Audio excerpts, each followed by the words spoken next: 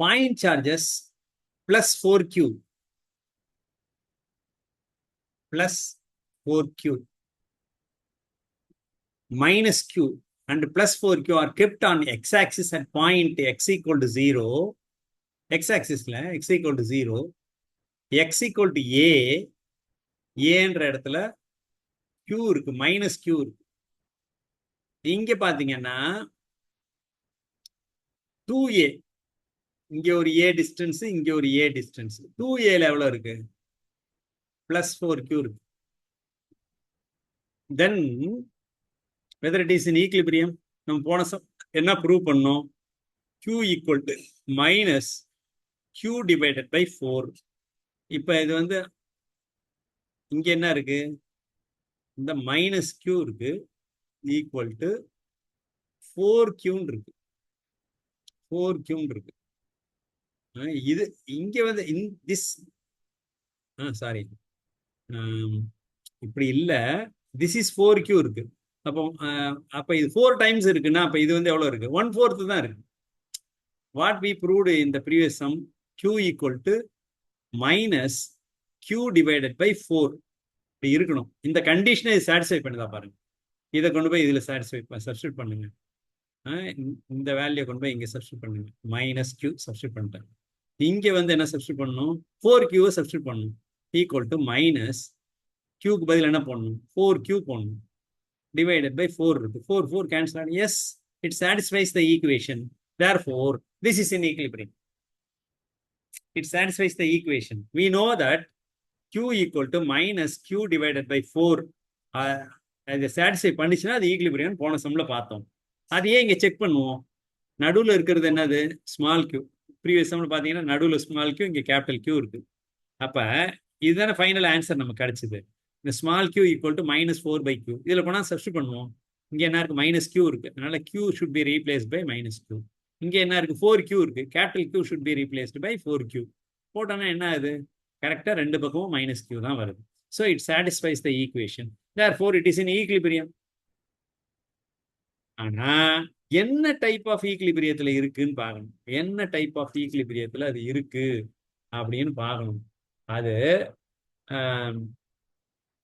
என்ன type of ஈக்குலிபிரியம்னா unstable ஈக்குலிபிரியத்தில் தான் அது இருக்கு. ஏன்னு கேட்டா இதுல போய் நான் ஒரு கிக் பண்ணேன்னு வச்சுக்கோங்க.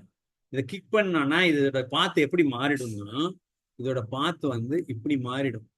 நான் கிக் பண்ணும்போது இது அப்படி நகரும். இந்த கியூ, இந்த ஸ்மால் கியூ இப்படி நகரும். அப்ப ஸ்ட்ரெயிட் லைன்ல இல்ல. ஸ்ட்ரெயிட் லைன்ல இல்லைன்னா இதோட டிஸ்டன்ஸ் வந்து நாட் டி. ஏற்கனவே நம்ம d/2 பார்த்தாலும் அது இன்க்ரீஸ் ஆயிரும், இங்கேயும் இன்க்ரீஸ் ஆயிரும். ஸோ இது வந்து ஈக்குலிபிரியம் கிடையாது. அப்ப நான் டிஸ்டர்ப் பண்ணா திரும்ப பழையபடி அந்த பொசிஷனுக்கு வந்ததுன்னா அது ஈக்குலிபிரியம். ஆனா நீங்க இப்படி பண்ணீங்கன்னா இங்க வந்து ஆங்கிளும் மாறி போயிடுது. ஆங்கிள் ஆஃப் ஃபோர்ஸ் எல்லாம் மாறிடுது. இப்படி போனீங்கன்னா இங்க வந்து டைரக்ஷன் ஆஃப் ஃபோர்ஸ் இப்படி இருக்கும். இதோட இது வந்து இது இங்க இருக்கு. இதோட ஃபோர்ஸ் இப்படி இருக்கும். ரெண்டு ஃபோர்ஸ் இந்த மாதிரி இருந்தா எப்படி நீங்க வந்து நல்லிஃபை பண்ண முடியும்? டைரக்ஷன் வேற வேற. ரெண்டு ஃபோர்ஸும் ஒரே டைரக்ஷன்ல இருந்தா தான் நீங்க கூட்டவே முடியும், இல்ல கழிக்க முடியும். ரெண்டு ஃபோர்ஸும் வேற வேற டைரக்ஷன்ல இருந்தா நீங்க நெட் ஃபோர்ஸ் 0 வரவே வராது. ஒரே லைன்ல இருந்தா தான் நெட் ஃபோர்ஸ் 0 வரும். அப்ப என்ன ஆகும்னா இது அன்ஸ்டேபிள் ஈக்குலிபிரியம் தான் அப்படின்றத புரிஞ்சுக்கிறதுக்காக நான் சொல்றேன். அப்ப ஒரே ஸ்ட்ரெயிட் லைன் இருக்குந்தா தான். ஆனா நீங்க இப்படி டிஸ்டர்ப் பண்றீங்க. கியூ வந்து என்ன பண்றீங்க? இது வந்து கேபிட்டல் கியூ, இது capital Q, small Q. Previous டைமே எடுத்துக்கோங்களேன். நீங்க இதை எப்படி டிஸ்டர்ப் பண்றீங்கன்னா இப்படி டிஸ்டர்ப் பண்றீங்க. அப்ப என்ன ஆகும்னா அது திரும்ப பழையபடி அந்த பழைய டிஸ்டர்ப்னா இவ்வளவு நேரத்தா இருக்குது இல்ல, சும்மா அப்படி நான் சொல்றேன்ல, குடிச்சவன் இப்படி தள்ளுனா என்ன பண்ணுவான்? போய் விழுந்துருவான். ஸ்டெடியா இருக்கிறவனுக்கு போய் குடிக்காதவனை போய் இப்படி தள்ளினீங்கன்னா நிப்பான். தள்ளுறதுன்றது ஒரு ஒரு இம்பல்ஸ் கொடுக்கறது. இம்பல்ஸ்ன்றது ஒரு ஒரு ஒரு குத்து. அது வந்து இம்பல்ஸ் பேர். ஹேமர் ப்ளோக் எல்லாம் பேர் இம்பல்ஸ் பேர். அந்த மாதிரி ஒரு இம்பல்ஸ் கொடுத்தீங்கன்னா பழையபடி இது வந்துடும். அதே மாதிரி இந்த டைரக்ஷன்ல இம்பல்ஸ் கொடுத்தீங்கன்னாலும் பழையபடி இது வந்துடும். அப்ப இந்த லைன்ல நீங்க டிஸ்டர்ப் பண்ணா அந்த ஃபோர்ஸ் வந்து ஒரே லைன்ல தான் வரும், ஆங்கிள் வராது. அதனால வந்து அது ஸ்டேபிளா வந்துடும். அதனாலதான் இங்க சொல்றேன் பாருங்க. இப்ப 4 ஆன்சரையும் படிப்போம். Only -2 is stable equilibrium. அது எப்படி ஒரு சார்ஜ் மட்டும் ஈக்குலிபிரியத்துல இருக்க முடியும்? All the charges are in stable equilibrium. Stable equilibrium கிடையாது. ஏன்னா இதை டிஸ்டர்ப் பண்ணா இது வந்து இந்த மாதிரி போனா அன்ஸ்டேபிள் ஆயிடும்னு சொன்னேன். அதனால பியும் ராங்.